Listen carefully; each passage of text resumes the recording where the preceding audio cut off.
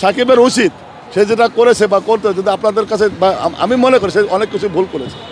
সাকিবের উচিত এদেশে একটা নতুন মেয়েকে সে তৈরি করুক, তার পাশে একটা নতুন মেয়েকে এসে করুক, আমাদের আমরা একটা পাবো, আমার দেশের, সমাজের, আমার জাতির জন্য কিছু হবে।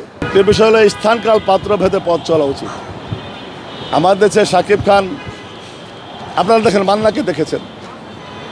আমি একদিন নিজে একটা ছোট্ট একটা উদাহরণ দিই। আমি যখন প্রথম চলচ্চিত্রে আসি, আপনারা জানেন সবাই, আমার আজকের সমাজ ছবি নিয়ে আমি ফিল্মে আসি। আমার ছোটো ভাই পরিচালক নজরুল ইসলাম খান ওই ছবির পরিচালক ছিল। সে সময় কিন্তু Shakib second hero, third hero বেশি করেছে। আমরা ছবিটা, আজকের সমাজ ছবিটা যখন আমরা বানাই, ওই ছবিটি নির্মাণ করার সময় আমরা যখন সাকিবকে আমি যখন সিলেক্ট করলাম, ওই ছবিতে হওয়ার কথা ছিল মান্না এবং পূর্ণিমা, কিন্তু মান্নাকে বাদ দিয়ে যখন সাকিবকে নিলাম আমরা, তখন কিন্তু একটা কথা উঠেছিল যে আপনারা তো এই ছবি চলবে না।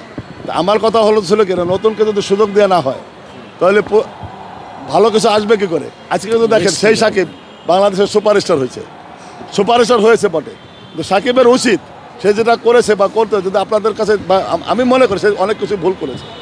সাকিবের উচিত এদেশে একটা নতুন মেয়েকে সে তৈরি করুক, তার পাশে একটা নতুন মেয়েকে এসে করুক, আমাদের আমরা একটা পাবো, আমার দেশের, সমাজের, আমার জাতির জন্য কিছু হবে। একটা শিল্পী তৈরি করা কিন্তু অনেক কঠিন বিষয়, আপনারা জানেন, অনেক কাঠখড় পোড়াতে হয়।